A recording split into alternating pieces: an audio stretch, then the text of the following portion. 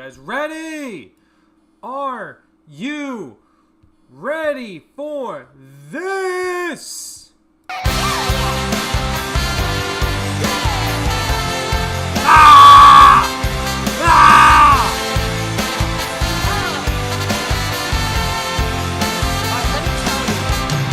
Julian, it's a hungry world. They're gonna eat you alive, son.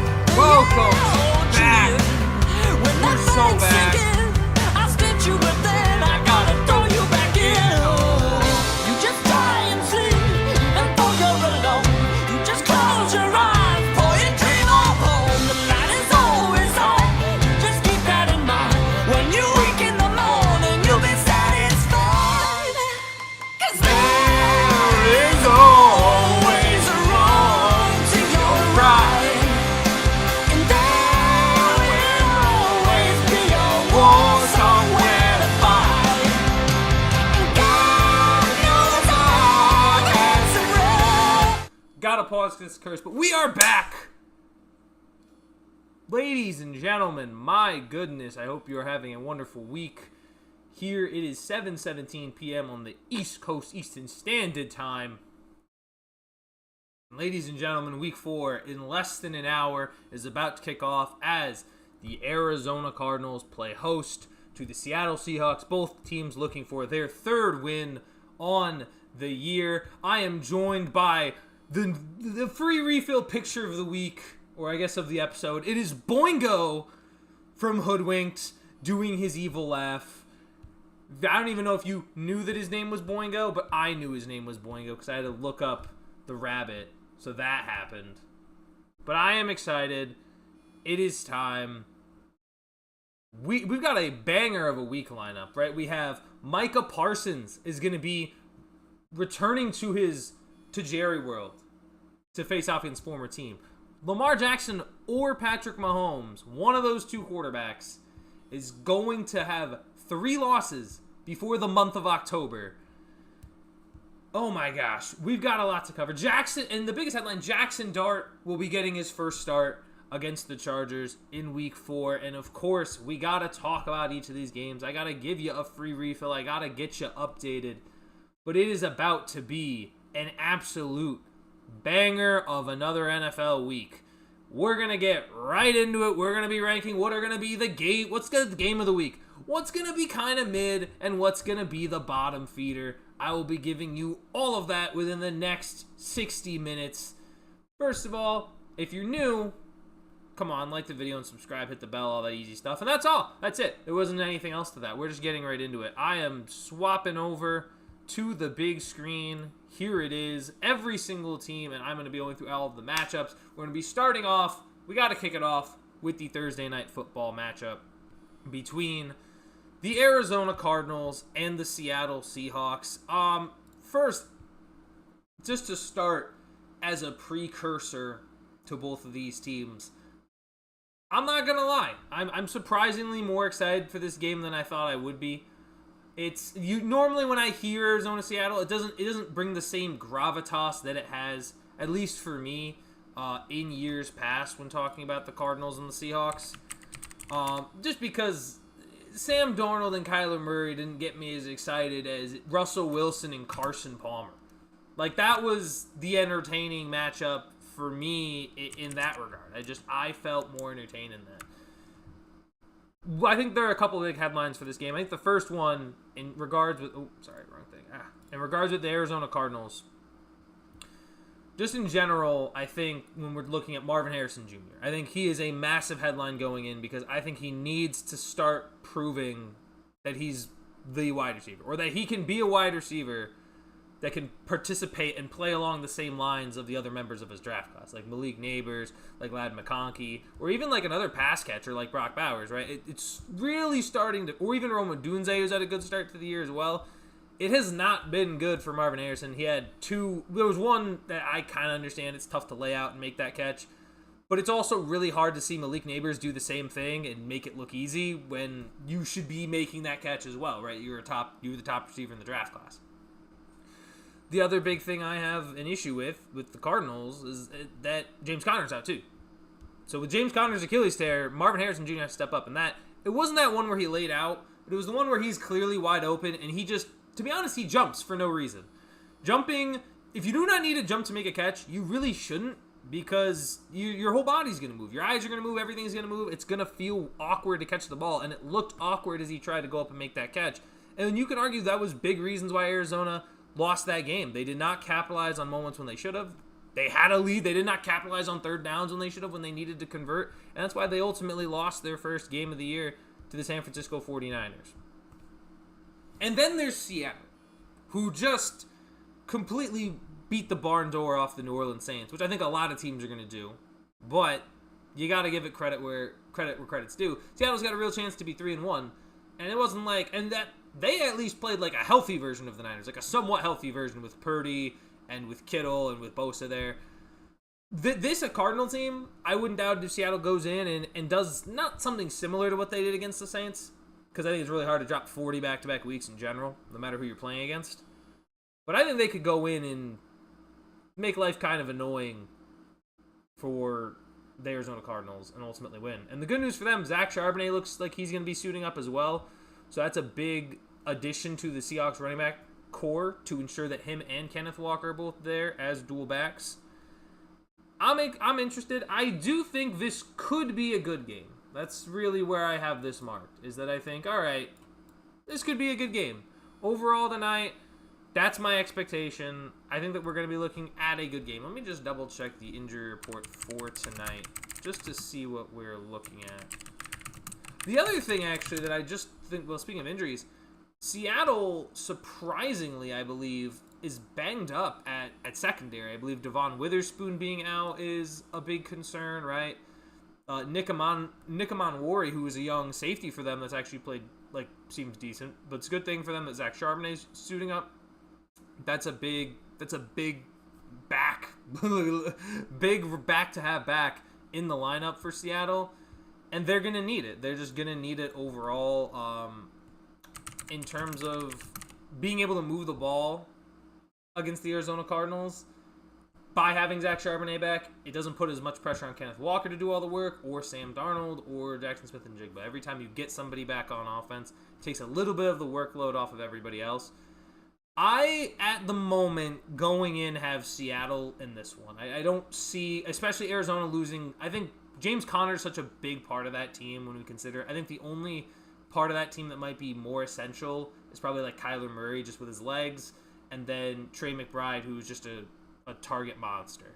But in terms of the backfield, DeMarcado, I think it's Eric DeMarcado, and Trey Benson, they're going to have a big hole to fill for a running back that is who Arizona is.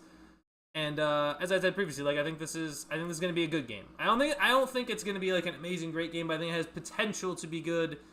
But it does a little bit kind of somewhat scream mid. I just don't. We'll see. We'll see what happens tonight between Sam Darnold and Kyler Murray. But I think the interesting thing about this game, for me at least, is it may not be a contest. It may be very clear that, Sam Darnold's actually somehow better than Kyler Murray. Like, to me at this point in their careers, there's a really strong chance that I'd take Sam Darnold for a couple reasons. Number one, he's cheaper. Number two, I think he's more willing to stand in the pocket and take shots that Kyler just doesn't. And number three, I think it's easier to put Sam into an offense than it is to put Kyler into an offense, just because Kyler is shorter. As talented as Kyler Murray is, he throws an incredible ball, but I think it's just easier to slot in Sam. I think Sam fits into offenses way easier just because of the type of quarterback he is, the build he is. With Kyler, there's a huge emphasis on his legs, and it's been that way a lot for Arizona. That seems to be a huge part of their offense, is that they need his legs, where Sam Darnold, he's not gonna run it, 15 times a game for like 90 yards as a quarterback, but he's still able to make an occasional scramble when he needs to. And you could make the argument, it's not far between these two quarterbacks. That's why I think it has potential to be a good game. Could be a good game. I'm not saying it's going to be great, but it has the potential. And then I want to get into the big headline of this week. The New York Giants take on the Los Angeles Chargers. Jaxson Dart is going to be making his first start.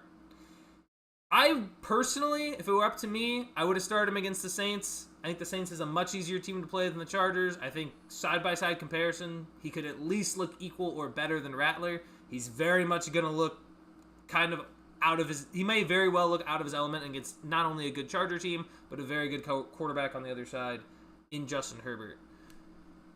Despite that, I kind of think it's funny that they chose now because it really is just the battle of long-haired quarterbacks with Dart and Herbert, but I don't think this is going to be a mid-game. I think this is also kind of, it could potentially be a good game. Like, I could see the Giants and the Chargers somehow I could see the Giants being desperate enough, rallying behind their young quarterback to keep it close late. I still have the Chargers very much in this one. I think Keenan Allen somehow not even somehow, just not playing in Chicago has been... it done him wonders. Should have never left LA. I guess he got traded, so it's not really his fault. But he is good looking much better. Right now, Quentin Johnston looks like the number one receiver in Los Angeles with the way he's playing. And Ladd McConkey almost looks like a wide receiver 3, which I would have not predicted 3 weeks through the season. There's a lot of season to go, to be fair, but it is a drastic change from what the expectation would have been coming in. I just want to make sure I have the ordering of that right. I have to confirm who is home and away in that one. I believe that the Giants are home, but I just want to I may have to switch the order, but I just want to make sure. Yeah, the Giants are home, so I'm going to do a little... There we go. But I think it could be a good game. There's a real good chance it's an absolute stinker, but... Moving on from the New York Giants. And honestly, if I had to give a projection for what I think Jaxson Dart's looking like, I think this is gonna be a game where he does not really throw the ball a lot. I think they're gonna continue to implement Cam Scadaboo into this offense, especially now that Tyron Tracy is likely doubtful for this game against the Chargers. I believe with a head injury. I believe it was a concussion. So I think they're gonna 100% utilize Cam Scadaboo in the offense much more than I think Jaxson Dart's gonna throw the ball. I think it's a little... I understand Malik Neighbors is the guy you need to get involved, but you don't always have to throw it to get the ball in his hands. And they were talking about it on Sunday night. The fact that the Giants couldn't get the ball into the hands of Malik Neighbors on either ends arounds or quick passes, that's a little frustrating. And I think they need to hammer in on that. They want to have any shot of pulling some upset against what I think is supposed to be not a Super Bowl favorite, but certainly in the conversation for potentially making a deep playoff run in the Chargers. I think it's going to be a heavy run game, heavy short pass game with guys like Cam, with either Cam Scadaboo, with Malik Neighbors underneath, with Wan'Dale Robinson. Short passing game, get the run game going, keep the Chargers offense off the field. Giants will have a chance to win this game. But we'll see. I think it could be a good game. Let's hop over the pond. We're going to go over to the pond. We're going to go to London, the first international... Well, actually, no, not the first international game because it was Brazil, week 1. But the first European international game, we got the Pittsburgh Steelers, it would be hosting, because I guess the home team, hosting the Minnesota Vikings. I'm going to be honest, I don't think it's going to be a bad game, but I do think it's going to be kind of mid for a couple of reasons. Number one, first of all, generally watching... international games, especially in London, they take place very early in the morning. And I feel bad sometimes for West Coast fans because if your favorite team plays out on the West Coast, it's why I don't think they'll ever send an LA team. Really, I know they've done it in the past. I think they may have done it in the past, but I really don't see the benefit of sending an LA team or a West Coast team across the pond because the majority of that fan base is on the West Coast, and you're gonna make them get up at 6 before 6. For the casual viewing fan, that could be a little pain in the butt. For hardcore fans, they're not gonna have a problem with it. They're out 18 hours before kickoff tailgating the game in front of the stadium. But for I think the casual viewer, I think international games are they're just frustrating to watch because a lot of the NFL has originated in the United States. So when going over, I don't want to get up early on a Sunday. I guess that's my point. Long story short. But I think very quickly this is going to become one of two things. This is going to become a really close game that Pittsburgh barely finds a way to win, or Carson Wentz is absolutely going to rip apart the Steelers like Sam Darnold was kind of doing in week 2. And what we've seen from Pittsburgh is that they're not a good defense. They're able to get a lot of turnovers. They're still very much able to generate turnovers. What they're not able to do is stop big plays. They're one of the worst against big plays. Like, they're giving up 10, 12 plus plays. I think they lead the league in that right now. And when you're looking at, and it doesn't matter what quarterback is against, it's just consistently giving up these big plays. And when you give up these big plays, you can't get off the field. You can't get off the field defensively. Your defense is more tired, which leads to even more big plays. And with a team that has a couple like boom players, like I believe Jordan Addison should be back from suspension, so he'll be raring to go this game. Justin Jefferson's going to be in there. Jordan Mason is not the best home run hitter, but certainly someone to watch out for. And bringing Christian Darrisaw back, I believe Darrisaw was back last week, and you saw the drastic change in the Vikings offense. I understand that it wasn't J.J. McCarthy, but I think having Darrisaw on the field does matter for Minnesota. I think ultimately this game is going to be kind of mid. It's across the pond. It's early. It's two teams that both teams, at least for Pittsburgh, consistently struggling on offense. Minnesota isn't, but is also starting Carson Wentz. I think it's got mid written all over it, but it could also be entertaining. I've always struggled to get hype with London games. This is another like kind of example. They're fun like in post, like reacting to the game afterwards, but actually physically getting watching them, I'm not in there until like probably halftime, and then.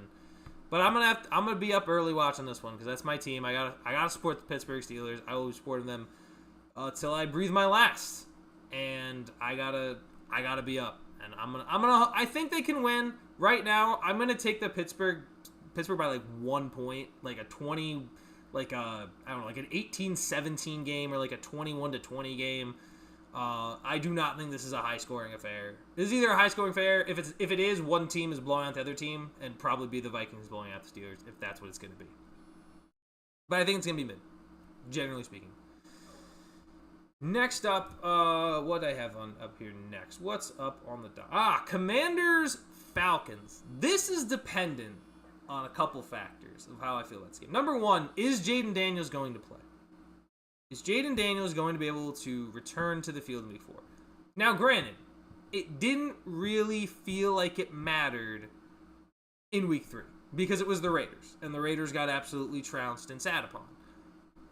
At the same time, the understanding is, can Marcus Mariota do that again? Can he do that a second time? Can he do that multiple times? And what's interesting is that he is very much the perfect backup quarterback for that system.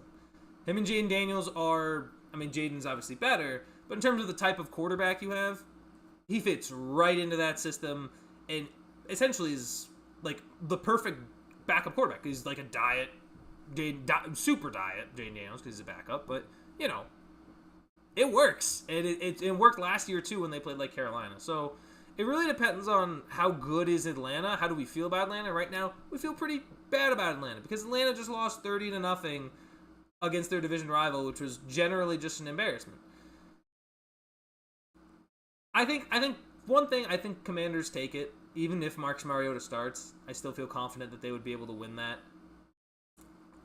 How exciting is this game going to be? Because this, again, also, if Marcus Mariota starts, it does kind of feel like a mid-game. Hold on 1 second. I gotta check out something upstairs. I will be right back. Don't go anywhere.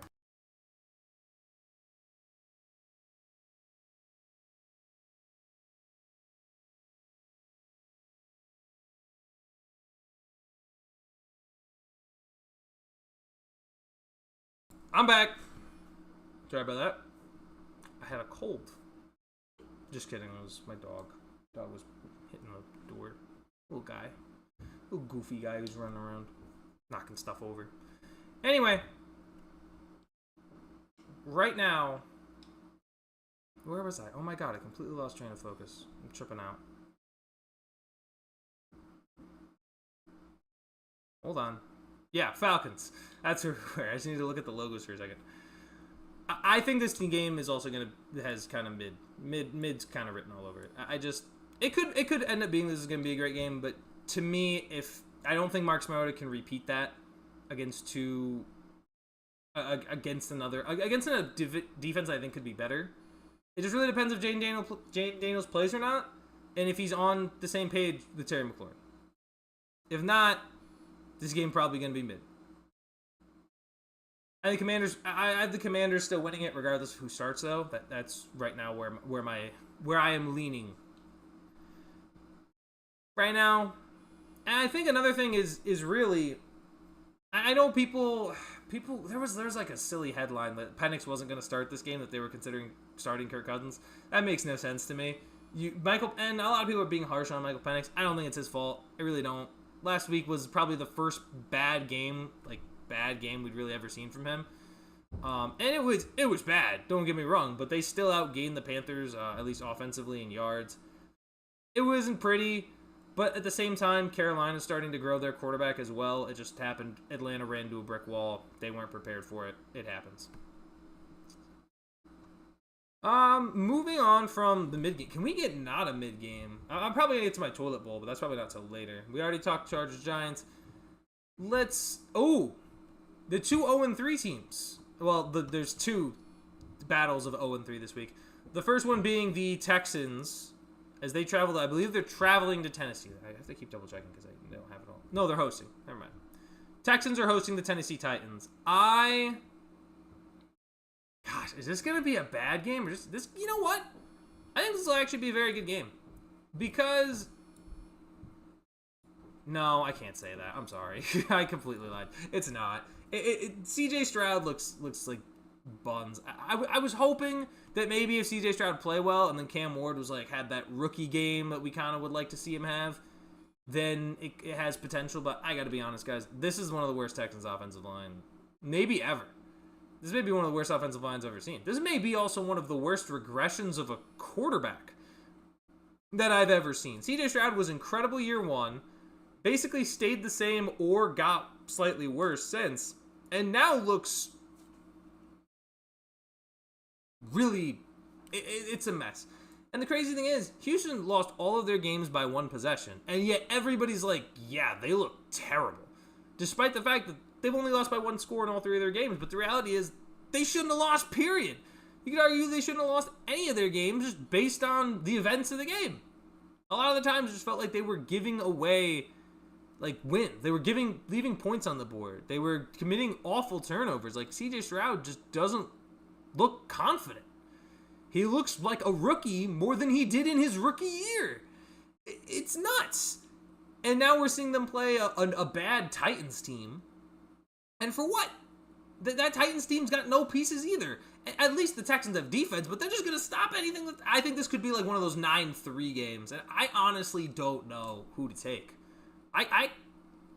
Honestly, you could flip a coin. You could flip a coin, and that's who I would pick for this game. In fact, I think, do I do that? I might just flip a bottle cap right now. I think I don't have a coin. I have a bottle cap. This would be heads. This little R right here would be heads. The surface tails. I don't know if it's actually... There's probably one that's more likely to land on first, but... Yeah, hold on. You know what? That felt rigged. I'm going to try this one more time. Yeah, kind of... Oh, you know why? It probably... Yeah, it doesn't really... It's not flat, so when I bend it, it's always going to land on heads. There's got to be something here. All right, here. You know what? I'm going to shuffle this deck of cards. If whatever those card is at the bottom is just the team I pick. If it's black, I'm gonna pick the Texans, and if it ends up being red, then I'm gonna pick the Titans. So black is Texans, red is Titans. I'm actually 50-50 this because I think both of these teams I am not nearly as happy about. I'm not rigging it, I swear. In fact, I'll just do that 1, 2. If it's a Joker, I'm actually gonna be really annoyed. If it's because I think there are 2 Jokers in this deck. If it's a Joker, I'm gonna freak. Okay, and it's red. So that's a Titans. I'm picking the Titans, I guess, because there was a red too. I should have probably built that up more. I don't know. I'm all over the place. I'll take the Titans. I don't like picking either team here because I think they're both bad. But you know what? Titans send the Texans to 0-4 on the road. They actually played them really close last year too. Didn't they? They definitely beat them at least once last year. I don't know if they were able to get the win in Houston, but I know they had to have beaten them at least once. Because it was... This Texan team's bad, man. And I don't understand how you trade Laramie Tunsil if you know your offensive line is going to be that terrible. It just doesn't make sense to me. It's your best offensive lineman. It's yeah, let's make our line so much more worse. Ridiculous stuff. You know what? Let's pick one of the late games. I'm going to go a little out of order here. Colts go and play the Rams. I don't think this is game of the week, but I think it will be an amazing game. Matthew Stafford going up against Daniel Jones. And I was talking about this on Tuesday a little bit with Taff. If the Colts win this game, their next two matchups I think are Cardinals and Raiders. They could be 6-0 when they go play the Chargers for their 7th game.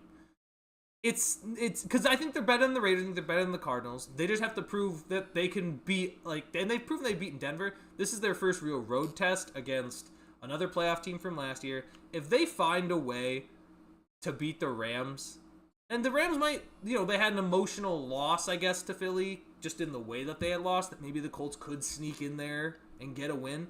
Jonathan Taylor's been amazing. DeForest Buckner's an underrated piece of the defense. It does suck they lost Kenny Moore. I think they lost him to a hamstring injury for about 4 weeks. That's a brutal loss. He is one of the most underrated corners in the league. But if Daniel Jones plays the way he does, it's not just not turning over the ball. That's what he did in that one playoff run for New York when they went 9-6-1 and made the playoffs. And they won a playoff game. That wasn't really what Daniel Jones was doing. Daniel Jones was just saying, I'm not going to turn over the ball. Our defense and Saquon Barkley are going to make plays. And that's how they won those 9 games. This is Daniel Jones is actively making good decisions and making good football plays. Looking like a guy who should have been drafted with a top pick. That's why the Colts look good right now. It's because Daniel Jones is actively not messing anything up, but he's also actively contributing. He's not just the guy, when you put a backup quarterback, the saying is, you don't have to win the game, but please don't lose it. Daniel Jones is out there in some of these moments actively going out and winning the game. I got to give that some credit. I think that'll be an amazing game, but it is not my game of the week. Moving forward, let's go with what's intriguing me here. What team is popping out? Ooh, Detroit. The Detroit Lions are hosting the Cleveland Browns. I actually believe this will be a great game. And part of me, and I know that maybe it's biased because the Browns were able to somehow get the win against the Packers last week. Packers had an awful late game, stance down the stretch. But honestly, this Detroit Lions offense looks incredible Monday night. It was this is what it was. Bears were okay, they're kind of back, but how good Chicago's defense? They just wanted to stun on Ben Johnson. Nope. They did the same thing. They had no fear going into Baltimore. They had no fear going up against Lamar Jackson. They sacked him 6 times. They had no fear going into an AFC powerhouse and saying, yeah, we can beat you. I think a couple years ago, Detroit would have lost that game, and they did. A couple years ago, they went into Baltimore. They got blown out. This year, they went there. They went punch for punch with them. They made a lot of big. They had a lot of big moments. They had a lot of big plays. Amon-Ra was dusting Marlon Humphrey. He was dusting that secondary. He was getting open for big chunk plays. Detroit looks good, but Cleveland's defense also looks legit. So we're going to kind of see, is Detroit back a little bit? Is their offense back enough to the point where they can stunt all over what has been one of the best defenses so far in the league? They couldn't do it week 1 against the Packers. We think Baltimore's defense has kind of been shaky to start, and I don't really buy the Bears defense based on what J.J. McCarthy did to them week 1. I'm still on that. So if the Detroit Lions can stun all over Cleveland, then I'll say, yeah, why were we panicking about them losing coordinators again? That was a classic week 1 overreaction if they're able to stun on Cleveland this weekend. I'm picking Detroit. I think Detroit's going to beat the Browns. They're at home, fast track stadium. They're going to find ways to get open. They're going to be fine. I think they're going to win this game. Another kind of, is that going to be a mid-game? I think it actually could be a good game.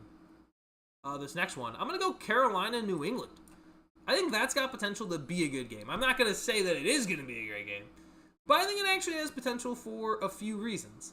It's 2 young quarterbacks who are still figuring out their offenses, who don't really have particularly great defenses, I feel like, yeah, Carolina shut out Atlanta. I don't buy it. I just don't buy that Carolina's going to be able to do that. There was a stat that I wanted to... Hold on. I need to find this. It wasn't... I'll tell you right now, it was not something that I was particularly enthused about. Where is it? Yeah, I mean, their quarterback, I think it was quarterback sacks and pressures. Yeah, they're dead last in sacks. I know it's early, but they're dead last in sacks and dead last in pressure rate. If you're not going to pressure Drake May, a young quarterback who looks like he's got a lot of, like, potential moving forward, then I got to be honest, like, I think you might struggle to stop that offensively. Or defensively. You would struggle to stop the offense. But defensively, you could struggle, and then you would have to rely on Bryce Young. And it has been such a Jekyll and Hyde run for Bryce Young. It has been so much, I want to root for him, and when he is good, I am so happy that he is good. But when he's bad, I just want to change the channel. You know, like, there's another game I can watch that's not this, you know? And I felt it against Arizona. Like, Arizona, the first half, terrible. It was an awful showing. It was in week 2, awful showing for the first half. Then all of a sudden, in the second half, he looks great. He's doing it. He's doing his thing. He's coming back. They're going to win the game. And then they get that onside kick. And the second he comes out on offense, I'm like, oh my gosh, he's back to being a rookie. He's back to feeling unconfident. He's back to feeling like he's not going to be able to make the drive happen. It's just, and again, I don't think Arizona's a great team by any metric. So what are we doing in regard? Like, why? Why can't you just be good, Bryce? I understand Robert Hunt's not there, but you're running out of time here, man. You are running out of time. Figure it out. If Drake May looks better than Bryce Young this weekend by a significant margin, I gotta tell you, it's bad news for number 9. It's bad news for number 9 in Carolina. And who do I have? This is another one where I could honestly flip a coin. I'm really not sure. I'm going to roll New England. I just don't think they turn it over 5 times. I think that's the answer. They probably would have beaten Pittsburgh last week if Ramondre Stevenson and Antonio Gibson didn't replace their hands with sticks of butter. I think they can. I think New England's going to take it.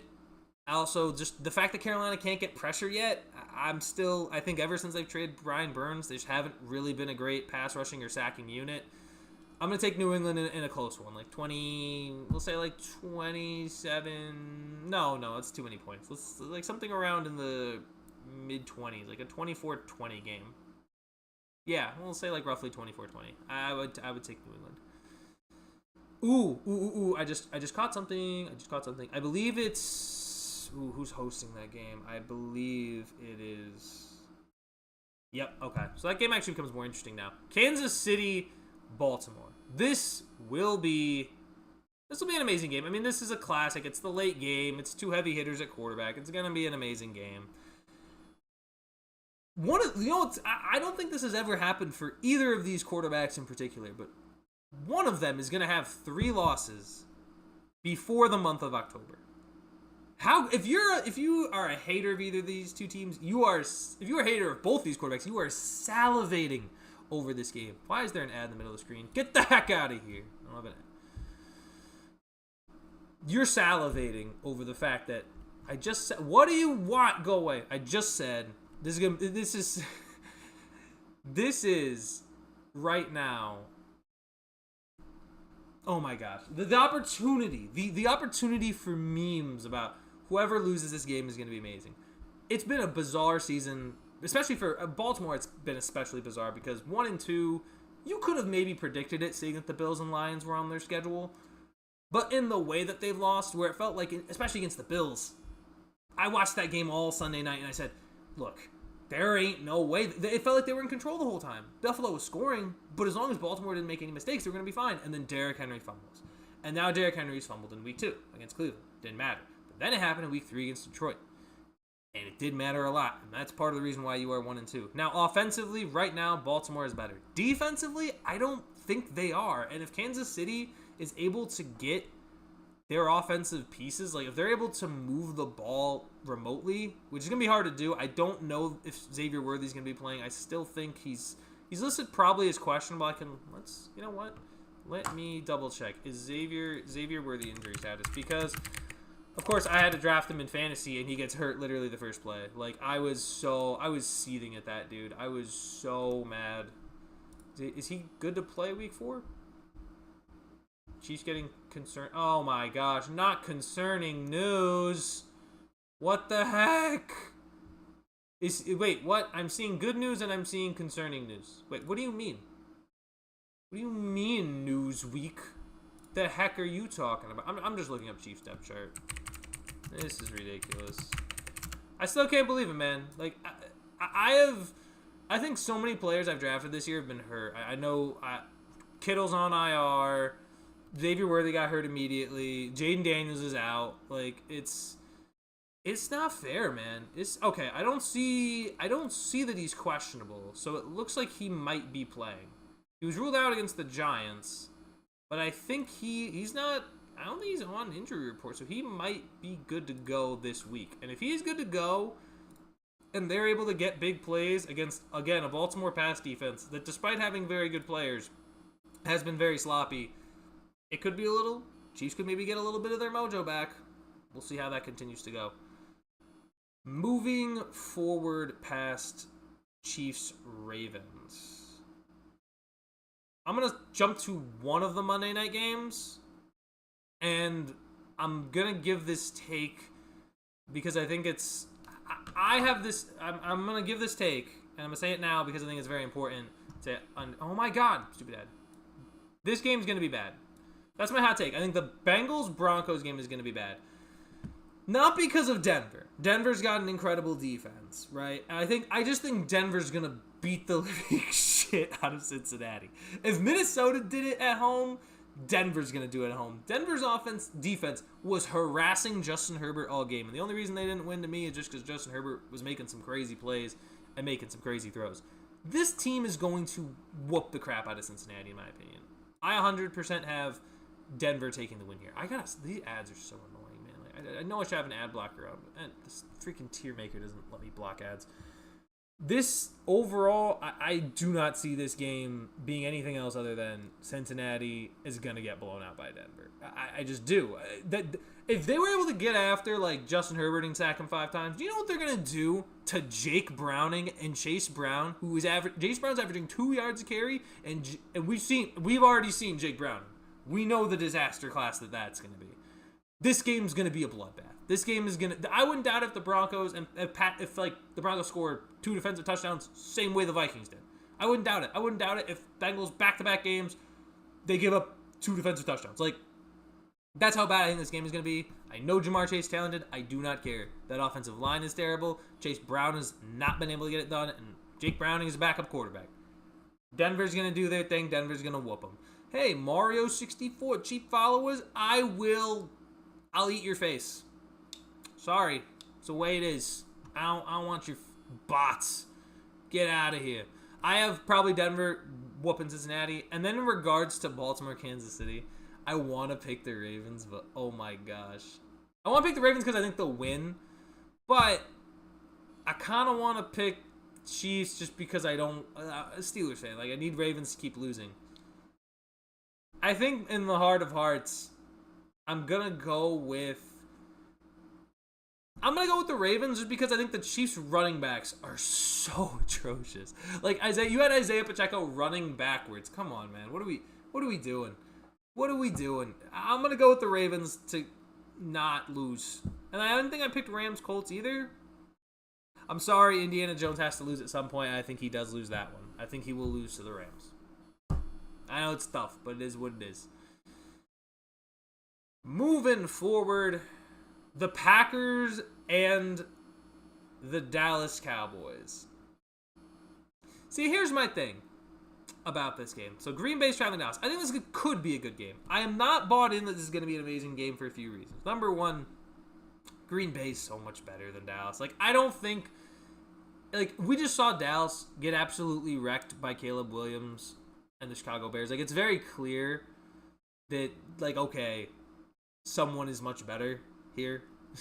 somehow, every game has been, oh, the offense needs to get right. Like, Caleb Williams got right. Russell Wilson got right against the Cowboys defense, and now he's benched.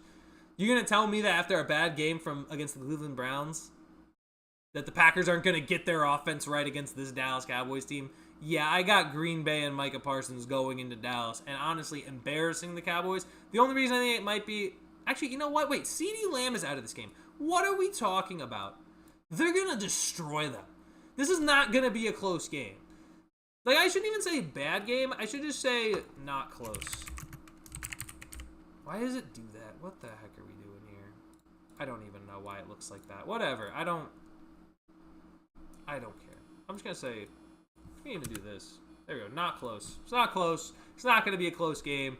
Green Bay's going to whoop Dallas. It's just going to be a bloodbath to me. If it's anything else, then I think Green Bay should probably be questioned whether or not they're like a legitimate Super Bowl contender. But like I wouldn't say that they can't contend, but they definitely shouldn't be the favorite. And that's already the case how I feel after the way they just did not perform well against Cleveland Browns. Like, yeah, this game's not going to be close. Saints-Bills is in the same regard. Is it Saints going to Buffalo? Is it? Hold on. If it's New Orleans going to Buffalo, that's... Oh my gosh, put it away. Like, this is going to be the one... Like, okay, Saints-Bills is going to be one of these games where, like, it's the Simpson meme where it's like, stop, he's dead already. Like, done. I don't know.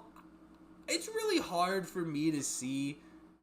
I don't know if I've really seen a team that is so old and devoid of, like, young talent.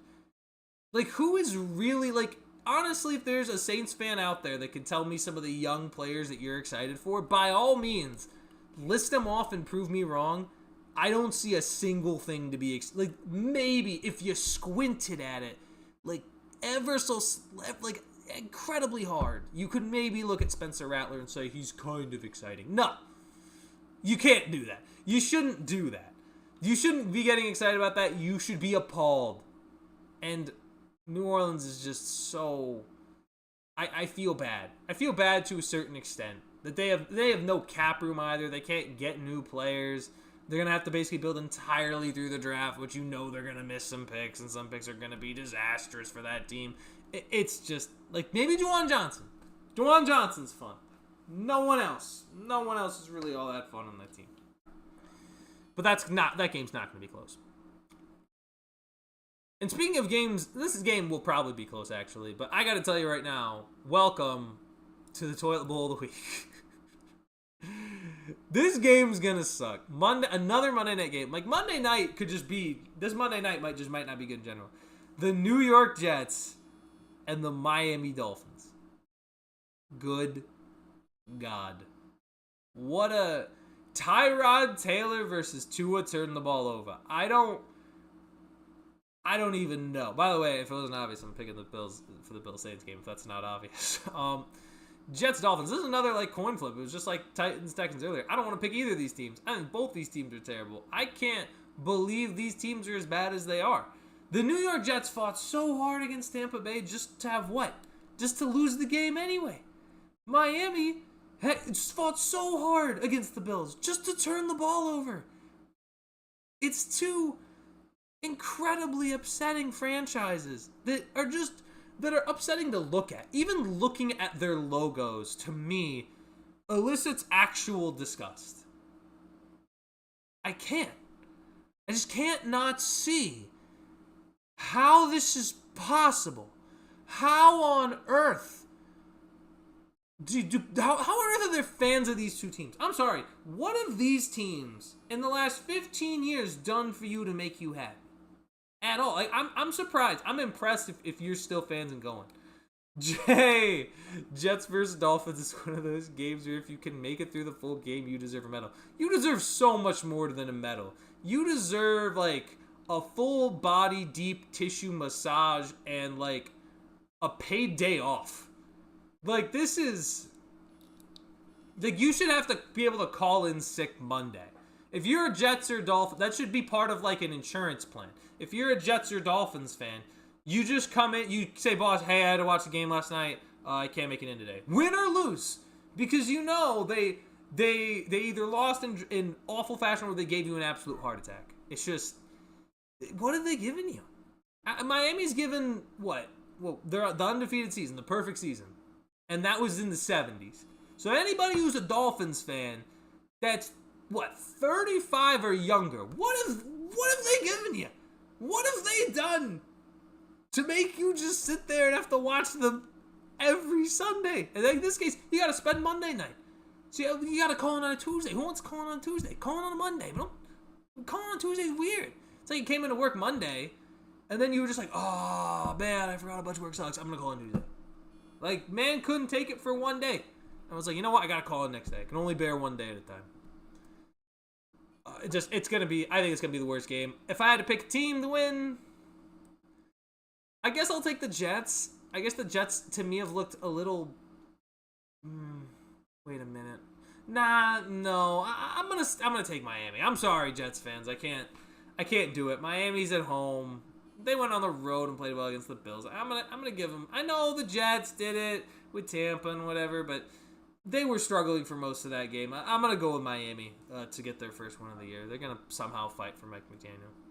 Dan Marino and Ace Ventura. Sure, Jay. I know they've given them Dan Marino, but like, Dan Marino was drafted there and he did all that. But even then, the organization, 35 years ago, Marino was in his 12th, 13th year probably?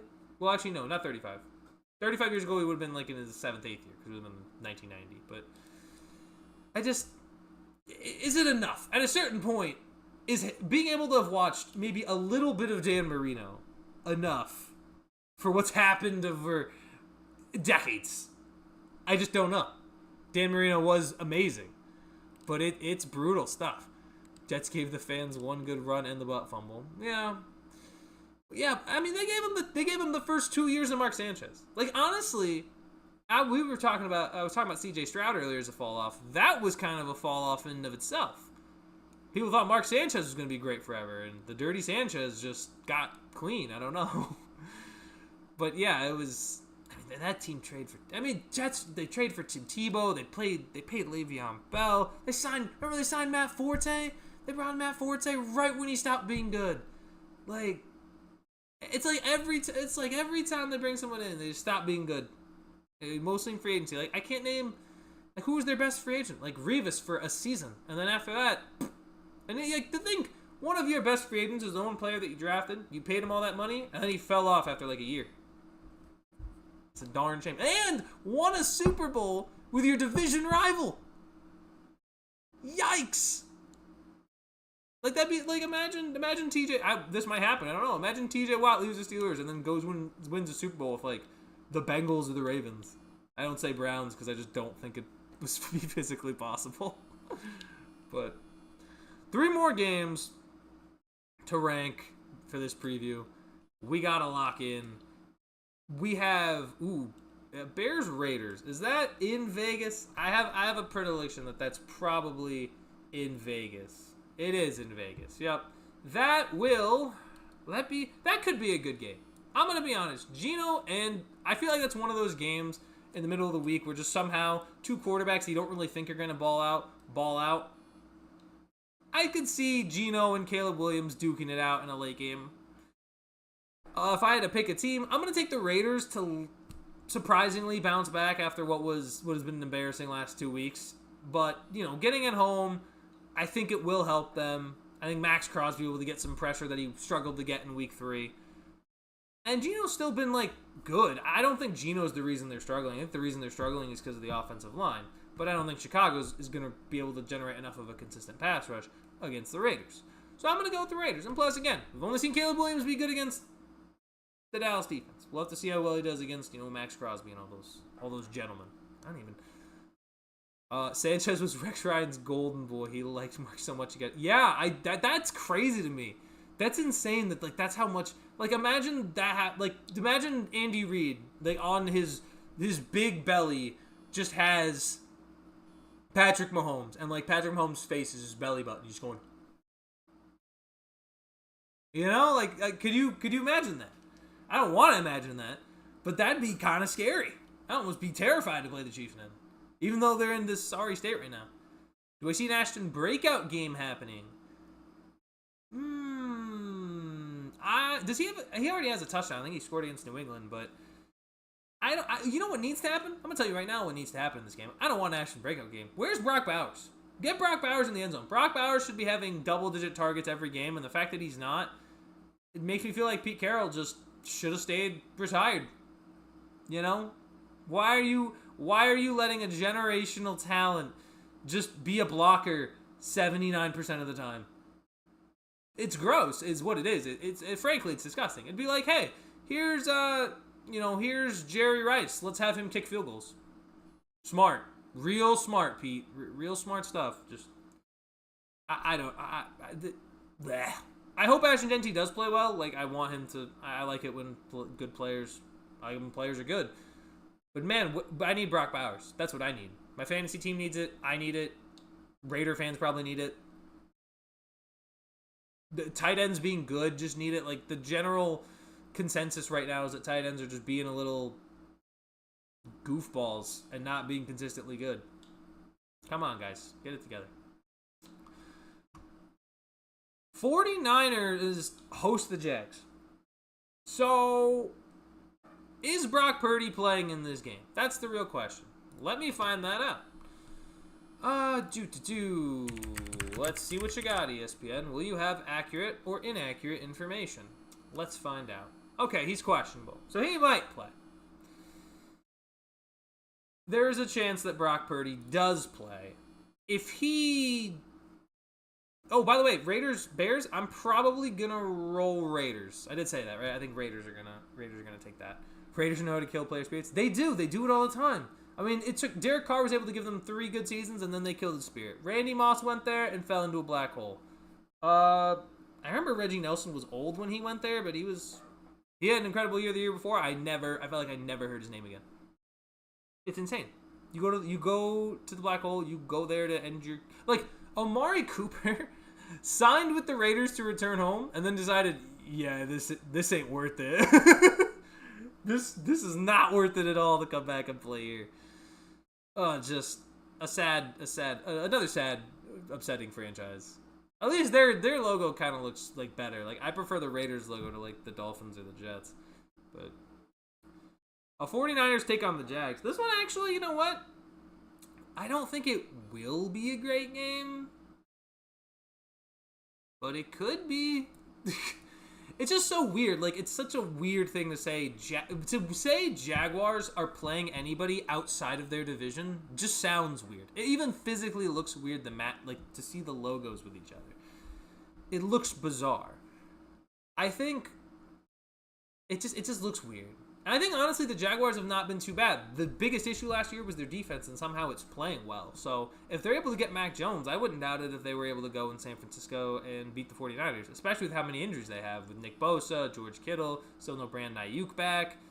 I know Jawan Jennings at one point was listed as questionable. It's just, I think Jawan Jennings was out last week. So they have a lot of injuries, and I'm surprised that Christian McCaffrey is the only healthy piece. So if Brock Purdy goes, I would probably take the Niners. But if he doesn't, I think the Jackson definitely go in there and get this win for sure. As of right now, he's questionable, so I will pick Jacksonville. But if he does play, then I would probably switch my pick. But we'll have to see when we get to Sunday when we do the official game picks for our pregame show.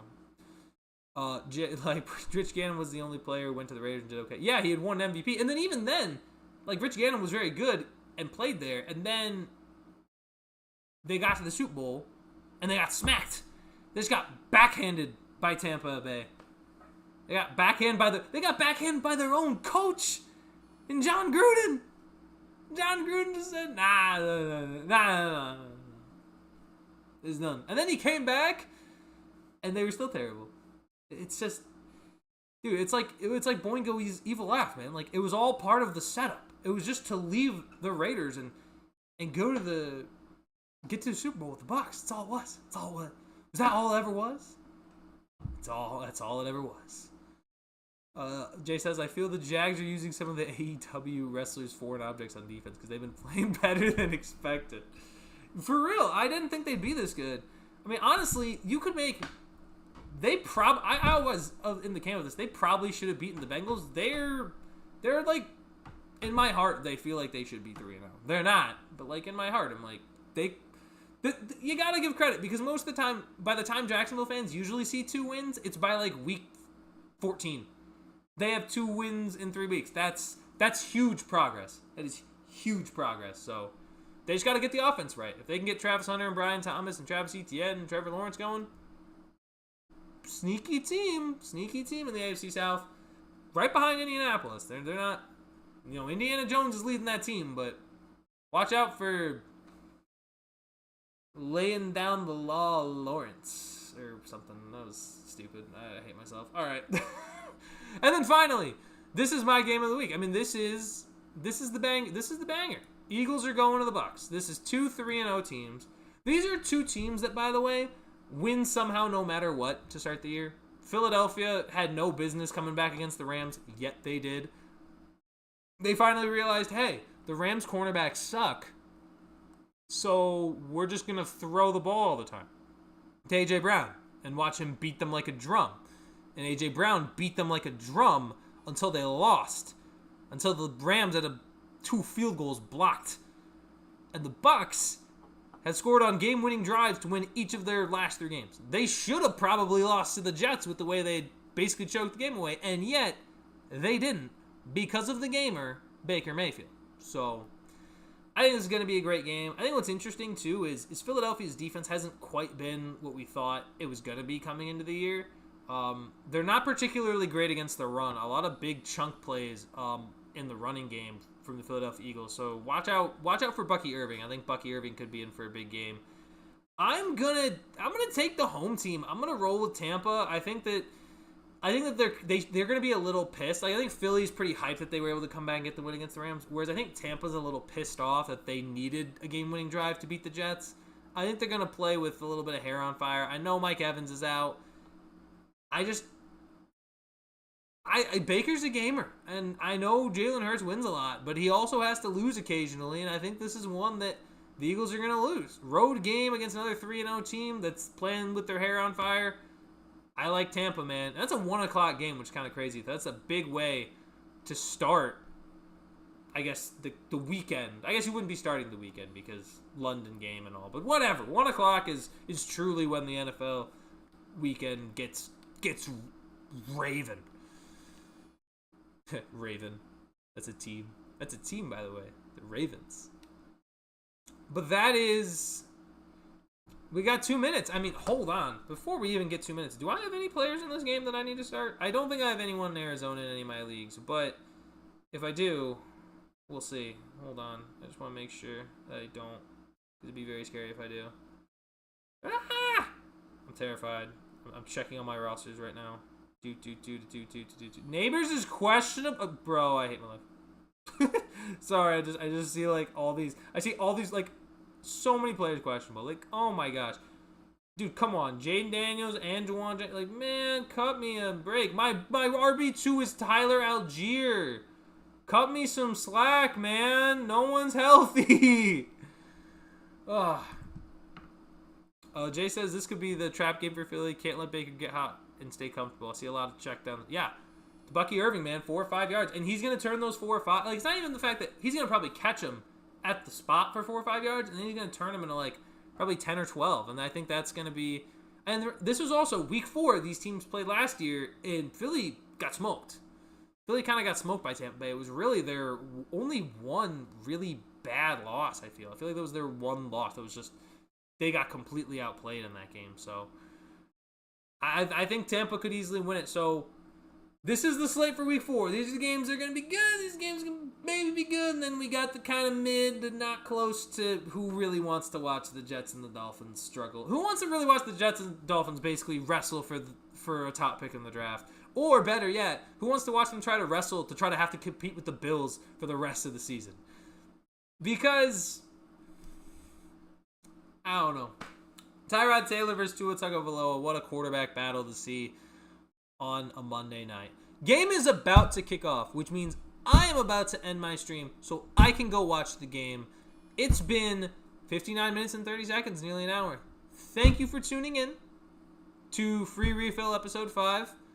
We will be, for prime time, we will be going live Saturday evening, and then also Sunday morning at around 11. I don't know what time Saturday.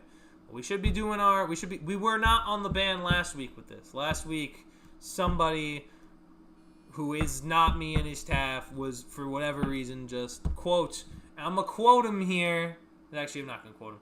But I am saying that he was not there, so we weren't able to do it together. So we said, you know what? We'll save our energy for this next one, and this next one's going to be a banger. Because this is going to be a big week 4.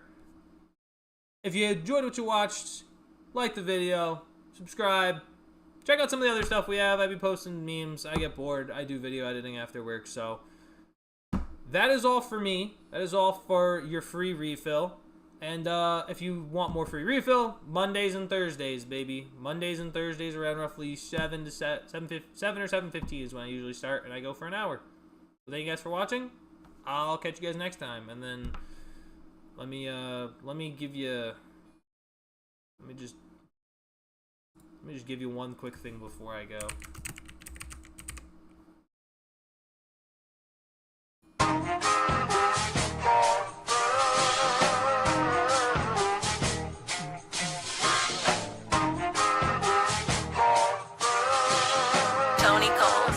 Hey, safe to say I'm the biggest, the largest. Been stepping on shit since my mama stayed in them apartments. Regardless, my daddy told me keep the heat even when I'm in foreigns. I'm heartless. They hating on me because I'm the biggest, the largest. I will see you guys next time.